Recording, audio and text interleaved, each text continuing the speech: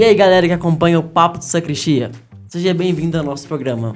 Meu nome é Marcos e com os meus amigos Davi, com a minha amiga Monize, Padre Samuel e com o Bruno, estamos aqui mais uma vez para dialogar com você. Já dizia um pensador contemporâneo, se a vida te der limão, faça uma limonada ou uma caipirinha, né? Então vamos falar hoje sobre... E vamos focar na caipirinha. Opa, não, quer dizer, não. Esse é um programa tradicional da família brasileira. Esse que a esquerda está no poder. Falou de cachaça. Então não tem problema. Somente um suco natural, por favor. Vamos lá. Mas diz o Lula que não é cachaça não, né? Era Alcoólicos anônimos é importante. Era água, A aceitação era é o primeiro Só passo. que ele esqueceu de falar que devia ser água que passarinho não bebe. Boi não bebe. Da crise ao crivo. Meus amigos, de onde vem a crise? De onde vem a Em crise? vários âmbitos, não precisa ser. Acho que desde o início, né? Acho que porque todo mito de criação começa no caos. É, bonito isso, hein? É, eu Todo acho mito da que criação. toda a criação no início o Espírito de Deus pairava sobre as águas eram o caos, né?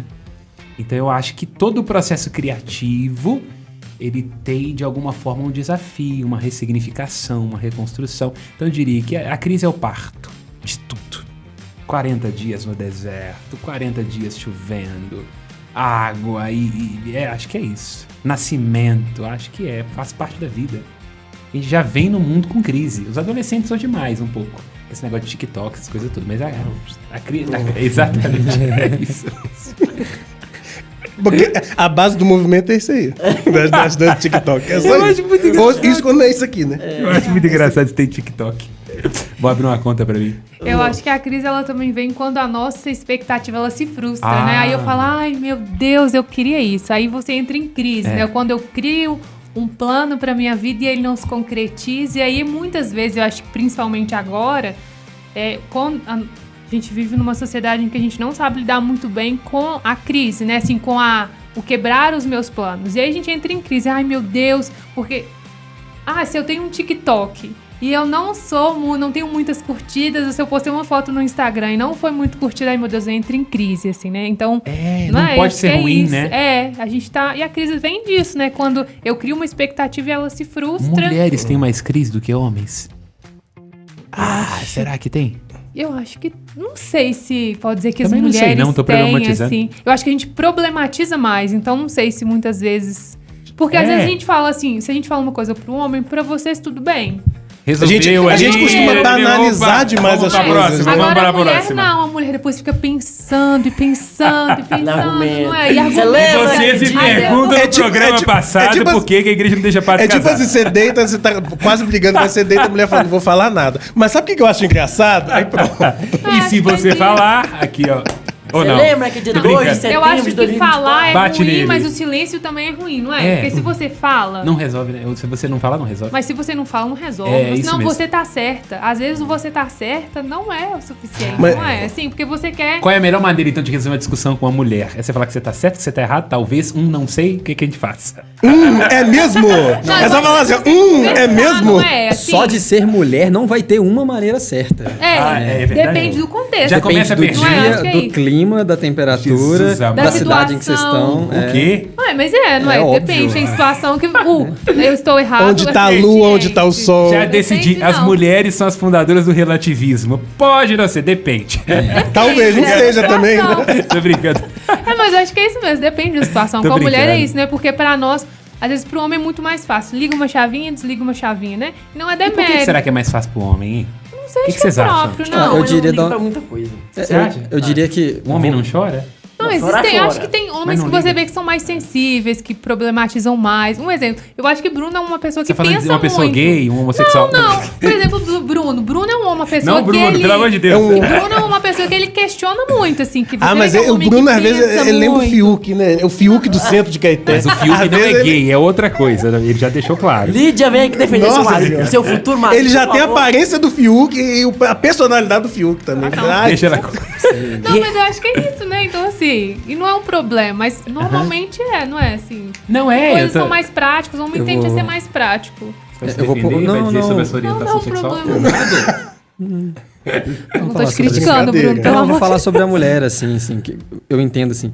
A mulher, naturalmente, ela é feita de fases, né? Assim, o próprio ciclo biológico da mulher é isso. Então, quando a gente brinca que a mulher, ela passa por momentos, por exemplo, ela vai estar chorando por coisa boba, ela vai estar, de fato, ruminando mais as coisas, é natural. Tipo assim, o homem, ele... Chamou de vaca, não Ruminar. deixa. Vamos levar pro hebraico. A mulher, ela faz a experiência do agar. É como ruminar, o zunir da pomba. Nossa senhora, ruminar, Quer dizer, cagar, É porque não, não traduzido tá do feio hebraico. o negócio. Deixa ele acabar, Didi. É agar, não é cagar. Você atrapalhou. Pô, pelo amor de Deus, cara. Nós criamos problema com os eclesiásticos, falamos mal de papa. Agora você quer acabar com as mulheres? Pô, deixa o cara falar. Por favor. mas vai ser mais... Você vai ser expulso disso aqui. Isso aqui tem ordem nisso aqui, ué. Mas deixa eu falar. depois que os Estados Unidos entrou É, pra mesa aqui, mudou essa situação. É verdade, eu sabia.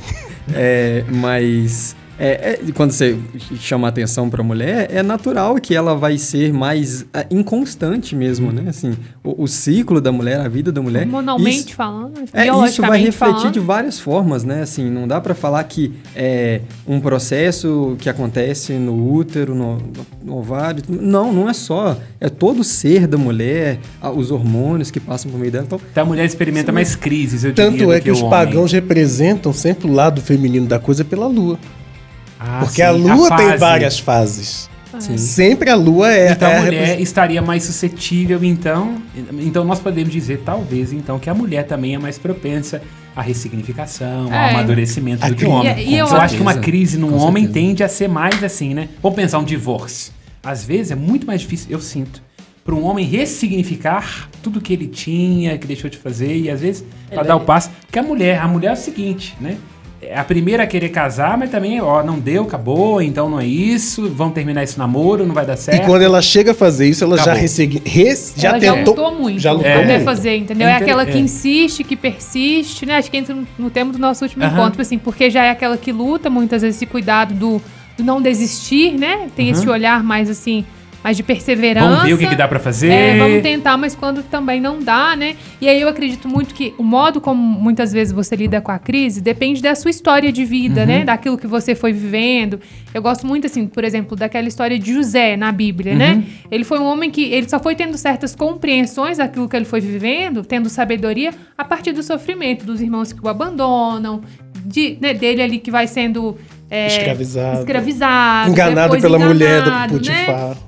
E aí isso vai dando pra ele uma autoridade, vai dando pra ele uma experiência também. Deus vai forjando nisso, né? Assim, não sei se a gente pode dizer isso. Sim, sim. E eu acredito que vem muito disso também, da experiência. Acho que da fé que você tem. Acho que a fé também te ajuda muito Então na nós forma diríamos como assim você que lida com a crise. uma das melhores maneiras de lidar com a crise seria um passar por sofrimento, tendo ali um conhecimento mínimo ou instrumentais ali para que aquilo não te engula, para que você tenha condição de se refazer. Talvez poderia ser isso, né?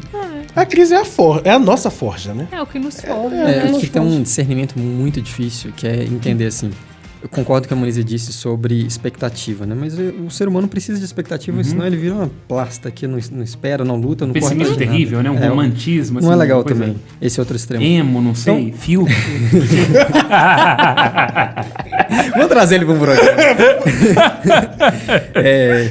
Mas aí, você criou aquela expectativa naquilo que você deve continuar lutando para vencer aquela fase de crise ou reconhecer que não, eu construí a minha casa sobre a areia e eu preciso construir em outro lugar. Isso dizer, tem um é um momento que discernimento tem que- muito é, difícil. Você parar, É olhar, porque né? a maioria das Eu vezes... devo insistir nisso ou devo mudar? É uma das perguntas mais difíceis. Sobretudo, no momento de crise, vai ou não vale? Tô perdendo tempo, tô ganhando, tô investindo. Nossa senhora, isso é uma bolsa de valores, realmente. E aí a crise nessa hora, você, por exemplo, você construiu sua casa na areia e você fala, nossa, eu vou ter que começar do Tudo de zero. novo. Vai me custar muito, né? Então, assim, acho que muitas vezes é isso, né? A crise, você... Aí depende do modo. Ah, não, vai valer a pena É o porque chega sacrifício, aquele momento que porque a eu gente tenho ou uma segurança. desocupa, ou, né? Ou É. caga ou sai da moita, digamos assim, né? Ou E aí vai ou fica difícil, porque a vida não dá outra safra. Então, o que é investimento? O que foi perda? O que não foi? E o medo, depois de um tempo, de você olhar e falar assim, meu Deus, fiz escolhas erradas. Sim. Né? Eu acho que muitos se confrontam com isso. Depois de um tempo, ao longo da vida, olhar para trás e falar, meu Deus, deixei a oportunidade. Ou pequei por falta de coragem de ir. Nossa, deve ser muito... Você tinha falado, né? Eu acredito que o cristianismo ele nos ajuda com um pouco. A gente falava no programa anterior sobre a humanidade atual, ela tem dificuldade com sentir... Seria a essência. Se frustrar. Com a frustração. Eu diria hoje também que o cristianismo ele nos ajuda sempre a falar assim, olha, você está indo por um caminho errado, faça a conversão. Recomece por um novo caminho. Faça de novo. Ainda te dá exemplos, né? Do zero, mas faça, retorne. Faça no hebraico, isso, conversão é Tem chuva. essa coragem. Você está olhando nessa direção, chuva é isso. Você olha para cá, né? E não... Assim como também no grego é bonito, conversão é metanus, quer dizer, mudar a mentalidade, né? De onde veio o noiado. Então, quer dizer, conversão no grego é isso, né? Seria o arrependimento, né? É de se opa, muda a mentalidade, vê sobre outra forma, outra perspectiva. E não necessariamente isso é ruim, você mudar, né? O problema muitas vezes é você você olhar para uma situação, você tem duas opções na crise, né? Você olhar e se paralisar, ou você olhar e fazer, né? E o ruim é que a crise paralia o medo, né?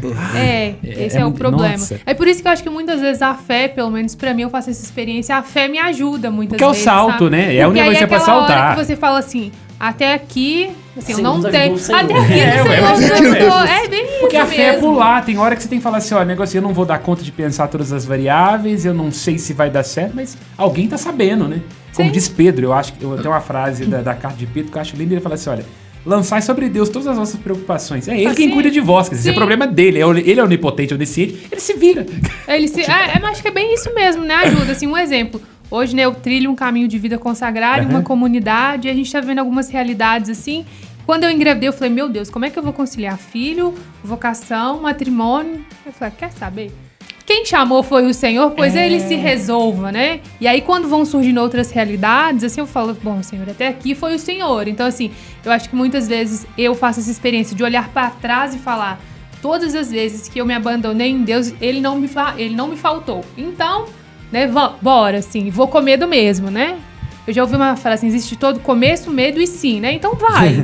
Gostei, começo, né? Tipo medo assim, e sim, gostei. E aí vai mesmo, né? Você vai Muito bom. E pedindo a Deus, de fato, né? Essa condução, assim, diante das crises, enfim. Eu vou fazendo muito essa experiência, sabe? Às vezes fala, Senhor, olha, eu não concordo. Chego bem pro Senhor, não concordo, mas o Senhor se vire. Não concordo, mas o Senhor se vire, vamos lá, eu aceito. E uma dúvida que me vem à cabeça, como é que é a crise de nascer no Rio de Janeiro? Como é que é? Não vou citar nenhum adjetivo, gente, porque acho não que posso. Nascer no Rio de Janeiro já é uma crise. E a gente já... eu tenho pra mim... Mas não é a cidade maravilhosa? Pão de Açúcar? Eu tenho pra mim... Que isso? Que nós do Rio, nós vamos sobreviver a um ataque nuclear. Porque a gente já sobrevive à milícia, a tráfico de droga, bicheiro, Eduardo Paes, Sérgio Cabral, calor, assalto, lama. Olha, Sérgio Cabral não que é amigo, olha, é meu amigo, viu? Tem vídeo no YouTube. Sol no calçadão de Madureira, sol no calçadão de Bangu. E eles ainda tem um monte de gritar, ó, a água R$2. Eu só queria dizer que se tiver algum carioca vendo esse programa, que nós quatro não temos I nada love a ver Rio. com isso. Entendeu? I love you, Rio. O programa do Davi com ele lá. Não, eu posso falar, eu estou no meu lugar de fala. Estou no meu lugar de fala. Que lugar, hein? O Rio de Janeiro continua lindo. E o meu lugar de fala é tão bom que é fora do Rio. Aí mudou pra Caeté, né? Agora... Agora, vocês acham que a crise, ela tem a ver com a idade? Com o momento de vida que você está passando? Ou... Todo adolescente é possuído pelo demônio, né? Isso é um fato. Porque crise, hormônio, dúvida, confrontação de ideia. Não sei o que vou fazer, tô sem dinheiro. Então eu diria que, por exemplo, a adolescência, eu acho que ela é um momento de grande crise, porque os referenciais se acabam. Minha mãe já não é mais a super mulher, meu pai, se eu tive, não dá conta de tudo, o que eu vou fazer? Então eu acho que há momentos e há idades onde elas têm as crises da meia-idade também, né? A fase da loba aí, das mulheres, né? Então eu acho que os 40 anos, os 40 né? por 50, porque né? você imagina, você dedicou a vida inteira pra sua família e viveu muito em função daquilo ali. Aí começa, né? Marido barrigudo enchendo o saco. Os filhos cada um para um canto. Aí vem a nora, que vai roubar o seu lugar da mulher que faz a comida pro filho, o colo. Acabou, né? Então, nossa, isso aí... E hoje tem um conceito que eu tava discutindo com uma pessoa. vem. Tem um conceito... Vocês sabem que hoje tem a disciplina da gerontologia. Sim. E tem hoje a gerontoadolescência, que é a adolescência após 60 anos. Que é um momento de crise também, de identidade. Seria uma efolotologia, né? Estudar os Eu adolescentes. diria que aqueles caras O grisalho, velho, já começa a rebaixar o carro. Quer surfar, E é natural. quer andar de bicicleta. Eu acho que hoje, eu acho que hoje tem uma síndrome de Peter Pan. Porque eu acho que a ideia antigamente era... A ideia dos nossos pais, vou casar para garantir alguma coisa para os filhos. E aí quando você chega no determinado momento, eu fiz para os meus filhos do que eu fiz para mim. Então acho que tem uma geração hoje em dia, que é essa geração mais velha, que ela experimenta um pouco essa crise. Até porque a gente está experimentando essa crise porque nós estamos vivendo mais. Até exato, pouco tempo não se vivia isso tanto. mesmo. E você vê que quem tá chegando agora, tem ideias muito mais fascinantes sobre a vida. Mas eu acho que também quando chega nessa idade dos 40, chega na impressão assim... eu acho que eu vivi muito, mas talvez não tenha... Busca tanto ter aquilo que é material, que aí quando você tem um material, às vezes você sente que falta. Eu dizia utopia também. Você algo. pensa, aquela geração, né, diga a geração dos meus pais, aqui década de 70, 80, ela tinha muitas utopias. Salvar o mundo, John Lennon, Imagine. Fim da guerra do Vietnã, acaba com a guerra. Você chega e vê TikTok, você vê... Woodstock. Entendeu? Nem futebol a gente pode acordar de madrugada mais pra poder ver, a seleção tá uma porcaria. Como é que você tem utopia com isso? Vocês já viram aquela imagem do Homo sapiens que ele vai evoluindo assim? Aí quando ele chega no homem, ele vira de costas e vai abrir os macacos. Volta que deu merda. É isso mesmo, velho. Então tem uma crise de utopia. Tem outra, já que a gente tá falando dessa crise adolescente, assim, depois de 60, tem um outro fator também que eu já percebi, assim, parece que tem.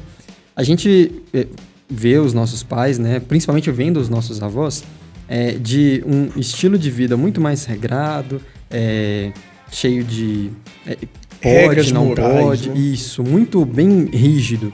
E aí... Definido, eu diria. Uma mulher não tinha que se questionar sobre muita coisa, um homem também, então não tem ansiedade. Realmente, ele tá falando, o peso moral era muito E aí, grande. quando você vê os idosos, eles não foram muito... não sofreram muita alteração, pelo menos do meu ponto de vista. É isso mesmo. Mas se você pegar alguém da fase dos 60, que vê o jovem fazendo um monte de coisa, e aí, no início ele pode até falar assim, olha só esse jovem, tipo assim, ele não tem responsabilidade, mas ele vê e vê que é meio que impune, ele vai falar assim, então pode, então eu fui enganado a vida inteira. Então eu acho que tem eu vou isso. extravasar tudo É a quebra de paradigma. que eu fui... Faz sei sentido, lá, faz sentido. amassado ao longo da vida, e agora eu vou viver, então, tipo assim, tudo que eu não vivi... Não, pensa do ponto de vista financeiro. Eu tenho amigos, por exemplo, que não têm carro, que viajam pela América Latina. Pense, isso os nossos pais. Você imagina os nossos pais. Fala pra eles, você trabalha pra quê? Pra comprar uma casa, pra me casar. Hoje em dia tem pessoas que falam, não, eu viajo. Então, é um outro paradigma. Que a ideia era guardar, chega uma hora que eu uso. Mas aí o negócio, o que adianta você ter dinheiro pra comprar um celular da Apple e não ter joelho? E essas pessoas entre os... os 50 e os 70 é aquela geração do meio, né? Aquela geração baby boomer, eu acho, né? Aquela geração pós-guerra, né? Então eles começam a questionar, peraí. Eu sempre tive esse paradigma de juntar, de entesourar, de ter casa, de ter patrimônio, carro, de ter segurança. Mas eu tô vendo que quem não tem segurança tá vivendo, tá curtindo a vida doidada. Por que não eu? Eu já falei com minha avó algumas vezes. Minha avó tem faz 90 anos esse ano. Só uma coisa, você não vai falar mal da sua família, não é? Porque eu tô brincando. Pessoa que detesta a família, parece eu. Minha avó tem 90 anos. Nós adoramos sua família, isso é importante, viu? Assíduos. Minha avó tem 90 anos, e aí, às vezes eu falo com ela, vó, se eu fosse você, pegaria tudo que você tem. Fazer igual aquele filho pródigo. Gastaria tudo, viveria, investiria na sua saúde, viajar que você quiser e deixava nada. O seu dinheiro. Isso, o dinheiro é seu, exatamente. A parte, assim, que o seu marido deixou pra você, eu torraria tudo. E azar dos seus filhos. Mas muitos, inclusive, já estão com esse pensamento. Eu conheço pessoas que deixaram bem, né? Nem são tão idosos, mas deixaram bem claro, olha, eu tenho essa casa aqui, essa casa vai ser vendida porque eu não quero ninguém brigando por nada. E eu vou torrar o dinheiro. E que é, de alguma forma, um pensamento que tem a sua lucidez. É lógico que nós não estamos dizendo aqui de temeridades, nem nada do tipo. Mas é a lucidez de saber, olha, eu não posso ser a garantia a respeito de tudo sobre os meus filhos. Acho que essa consciência, ela é uma crise libertadora. Eu vejo, por exemplo, quando os pais chegam a ser avós, por que eu digo que o avô e a avó é um pai melhorado? Porque ali você já tem um compromisso de saber, olha, não precisa ser tanto assim. Se chorar também, toma que é seu. Exato.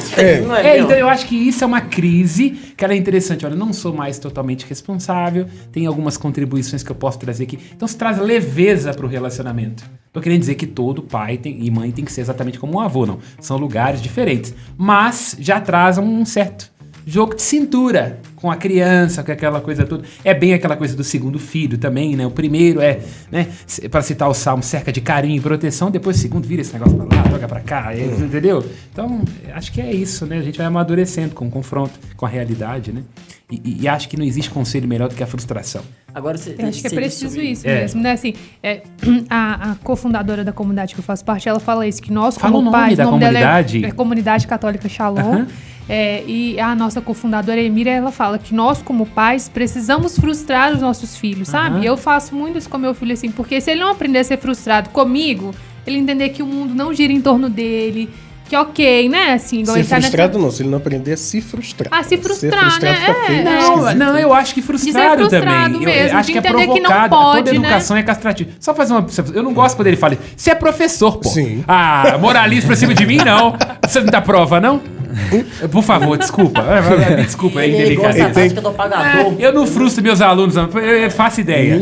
Eu vou fazer uma pesquisa aqui, todos viu? Vocês. Vamos ver quem é que tem mais de inquisição. Se é a igreja ou se é o professor de geografia. Pode concluir seu... Mas então assim, eu acho que é isso, né? E muitas vezes, hoje eu acredito que talvez tudo é muito mais crise pra nós por isso, porque muitas vezes a nossa ausência como pai e como mãe, a gente não quer frustrar os nossos filhos. E a gente tá numa sociedade que não sabe se frustrar, sabe? Eu vejo muito isso, assim, muitas vezes. Qualquer crise é demais pra mim, porque o meu filho, ele tem 3 anos. Tem vezes que, nossa, a pirraça é horrorosa, assim. Mas eu tenho que frustrar, porque se eu não frustrar, eu falo isso muito com a minha mãe, assim, que minha mãe é aquela que... Quando ela como mãe, minha mãe era muito brava. Mas como vó, ela é muito permissiva. Assim, eu falo, eu sou vó, eu não tenho que educar. Isso eu acho que entra também bacana na crise também da maternidade, por exemplo. Depois que você casou, saiu de casa, é como se a mãe ficasse, e agora o ninho vazio. A síndrome do ninho vazio. E aí quando vem o Felipe, neto, ela né? não, vou... E função de vó não é educar, função de vó é estragar mesmo. Sabe porque o resultado vai ficar pro pai e pra mãe mesmo? Você que se vire lá. Quem pariu uma frase que eu escutei uma vez, achei muito bacana. Eu falei assim, olha, eduque os seus filhos para não precisar de cuidar dos seus netos. Então é muito isso. Se você dá uma boa educação pros seus filhos, você pode se dar o luxo de ser o avô da bala, de que leva para passear, entendeu? Porque você confia no seu filho, na sua filha educando. Então acho que é um pouco isso. Você fez um bom trabalho com seus filhos, olha os netos... Relaxa.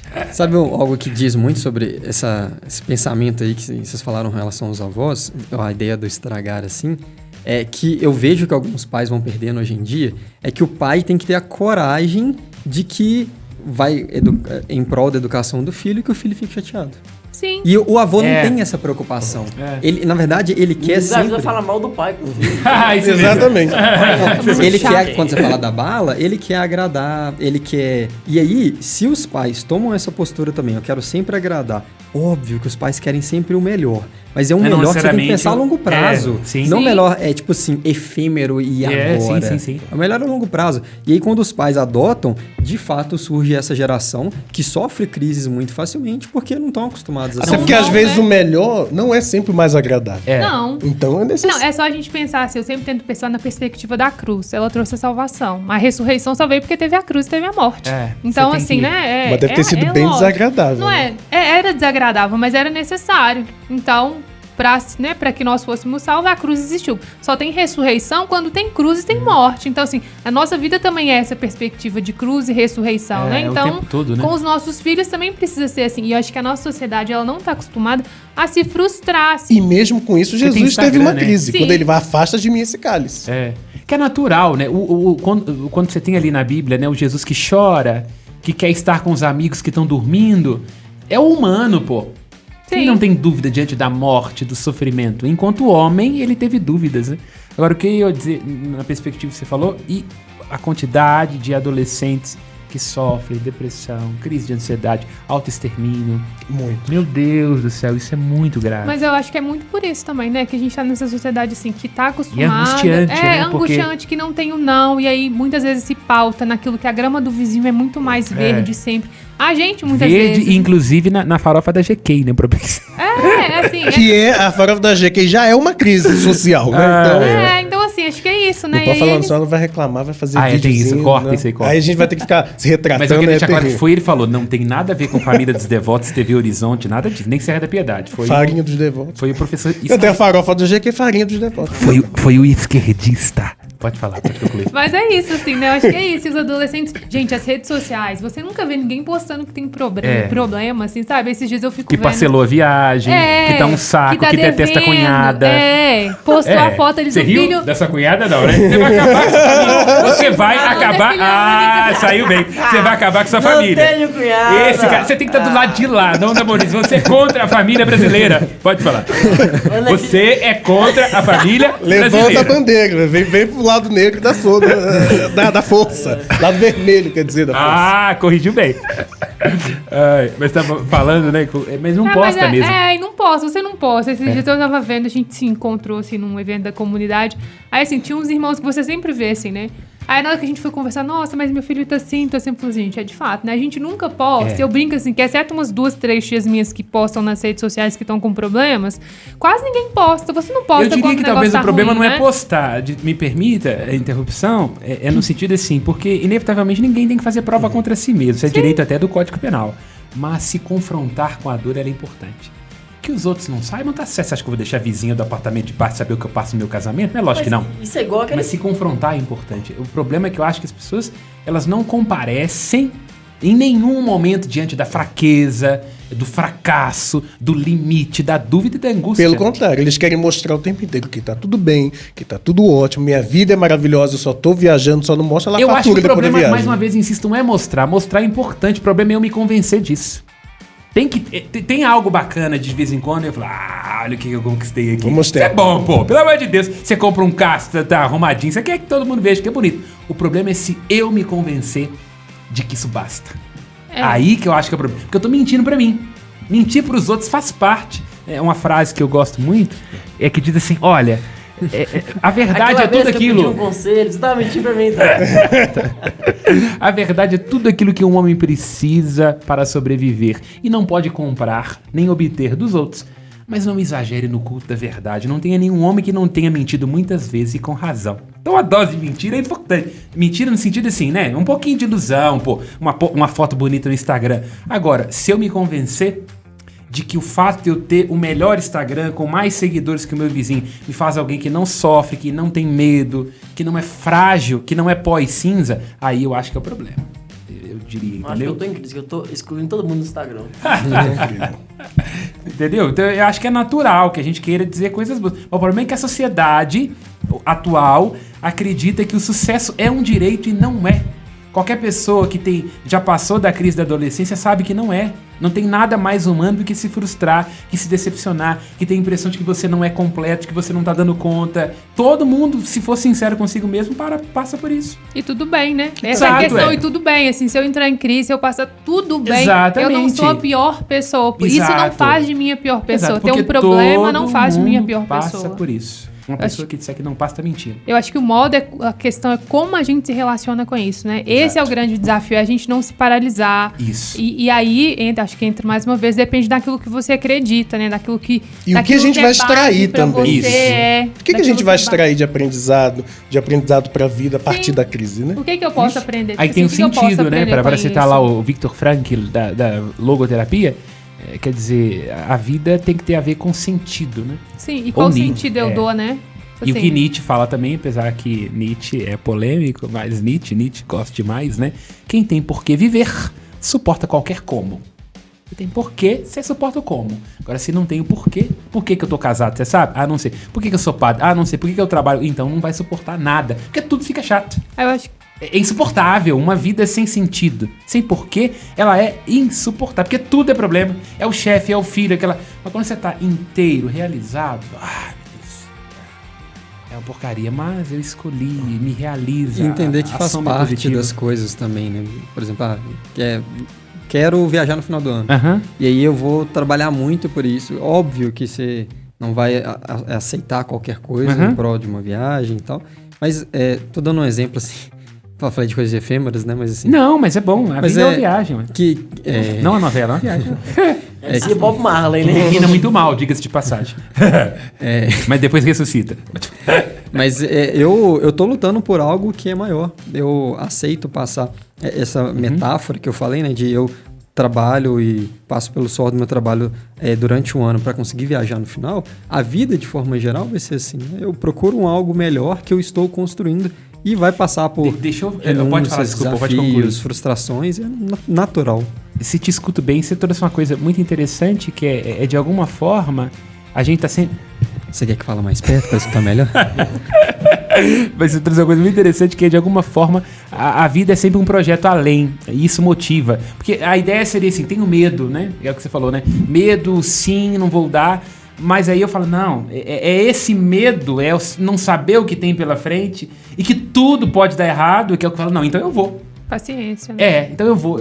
É bonito isso que você trouxe, porque a ideia não é certeza absoluta, matemática. Aí a gente transforma uma ansiedade num impulso. Num impulso. Isso. E num impulso pra uma aventura, não necessariamente pra um que sofrimento. É a vida, pô. Isso. A vida é uma aventura. E eu acho que também a gente tem que parar muitas vezes de olhar assim, o futuro, sabe? Eu gosto muito daquela passagem de Mateus 6, assim, a cada dia basta seu cuidado. Eu tenho hoje, né? Santa Teresinha também disse isso, né? Eu tenho hoje. Amanhã, instante, a presença. Assim, e acho que muitas vezes a gente fica pensando tanto no amanhã, tipo, no futuro, que a gente não vive o presente. Mas aí que eu acho que é a ideia, quem fica demais no futuro é porque tá insatisfeito com o presente. Mas aí não vive, né?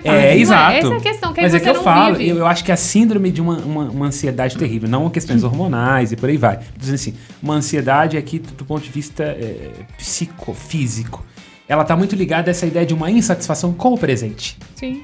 Quer dizer, eu não tô dando conta disso aqui, tá me sufocando, eu não tô com coragem de dizer que esse emprego é uma merda, que esse namoro não vai dar certo, e aí eu vou, então no futuro, quando nós casarmos, eu não tenho coragem, quando né? eu tiver mais dinheiro, tem várias possibilidades, cadê o presente, pô? A escolha aqui, agora que você faz. Pô, é palavrão, né? Não. Quase.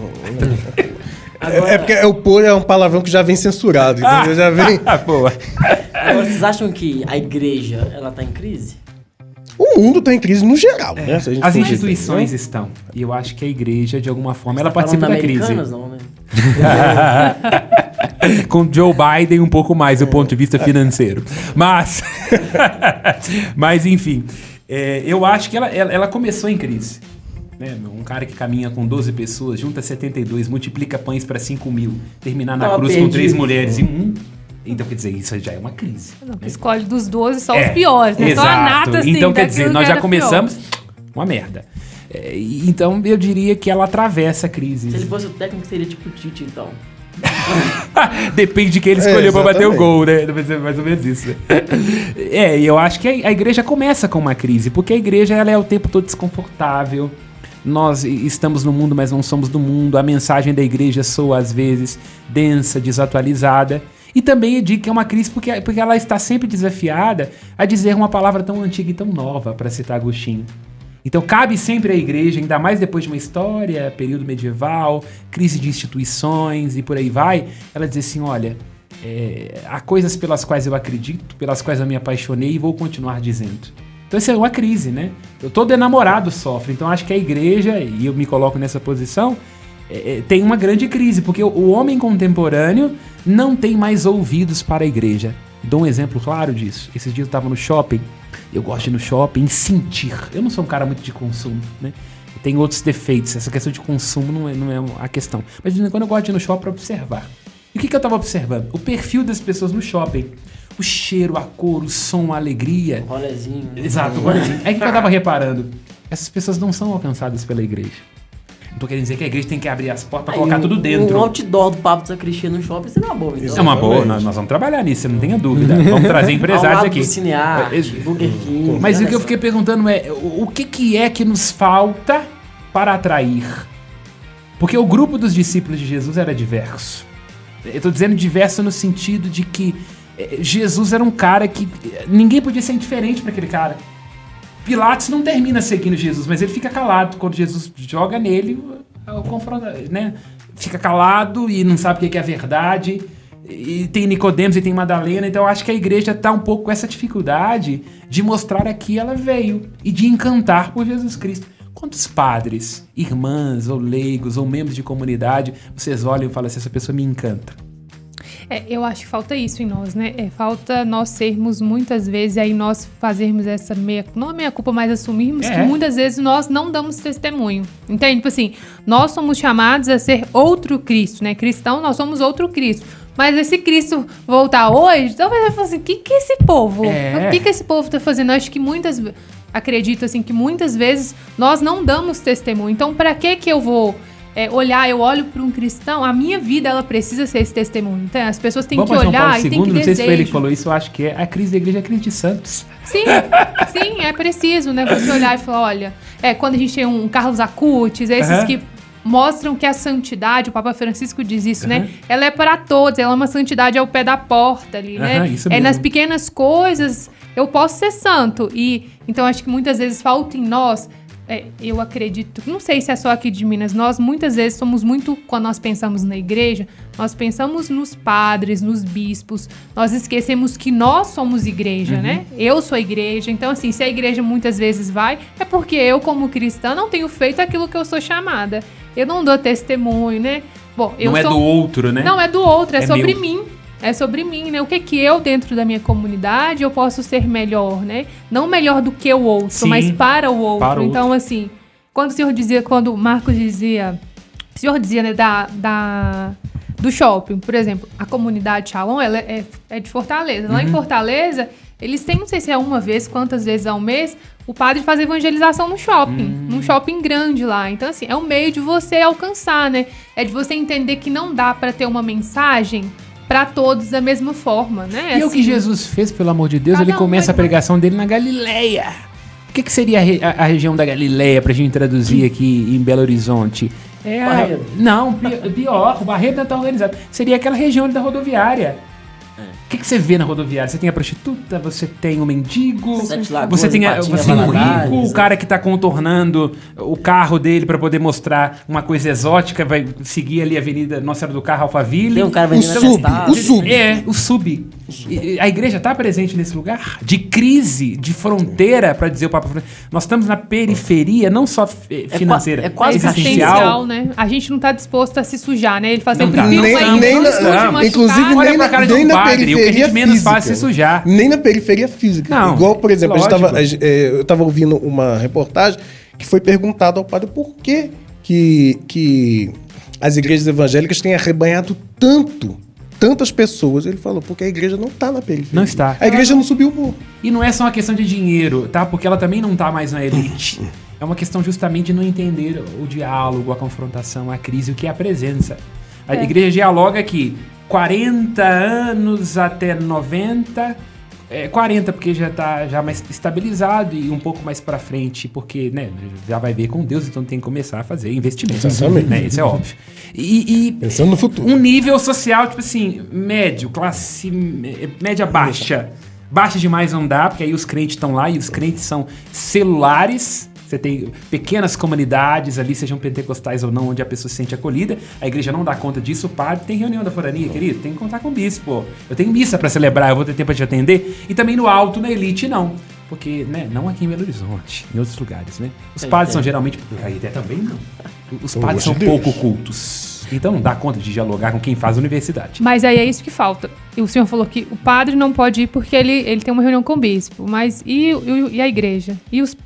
Não é, entendeu? eu tô- Então, eu assim, tô falta muitas confrontando. vezes isso. A gente também tomar pra si que essa é uma O responsabilidade. padre não vai, eu também não vou. Ah, tipo o isso. padre não vai, não vou, mas calma aí, né? Ok, a gente precisa se formar enquanto Lógico. igreja, né? E eu vejo que isso o Papa Francisco, se a gente vê o Papa Francisco, o Papa Bento, né? O Papa São João Paulo II, eles nos formam muito nesse sentido, né? De nós também, e especificamente o Papa Francisco, a gente não pode dizer que ele nos chama a ser uma igreja em saída, né, gente? Que é Assim, uma Uma igreja que se aproxima missionária. É uma Uma igreja igreja missionária. E a missão é crise, né, pô? A missão é crise, não tem como. Porque Porque você você chega tem lá, que abandonar Não. todo o seu lugar de Eu penso no- conforto pra... Eu penso no início da igreja, o choque que os primeiros discípulos tiveram quando, por exemplo, eles começam a ver os pagãos profetizando. Como que foi a primeira crise da igreja, Como que é que foi o concílio de Jerusalém, foi mas como? Eles não são da herança de Abraão e profetizam? Né?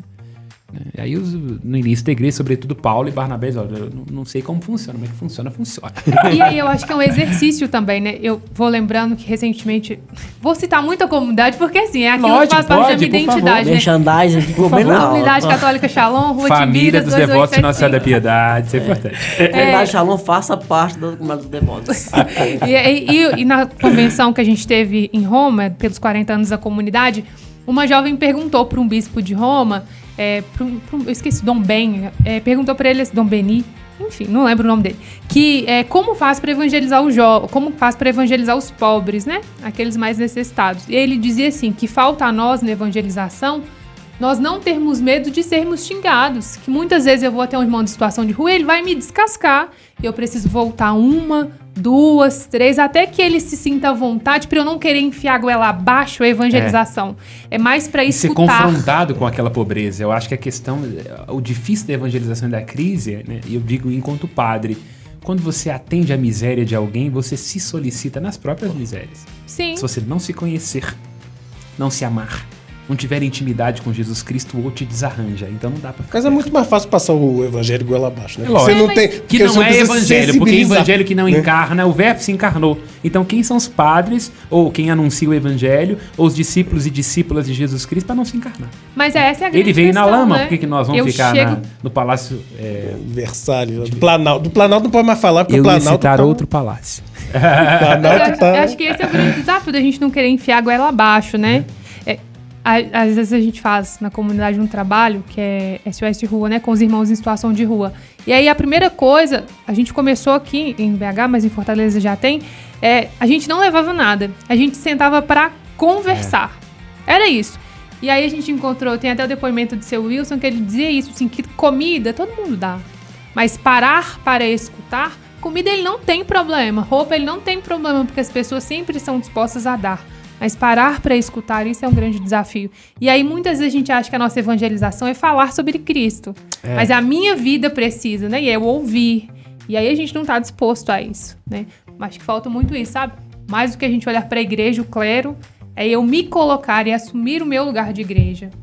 E aí, enfim, essa questão da crise, né?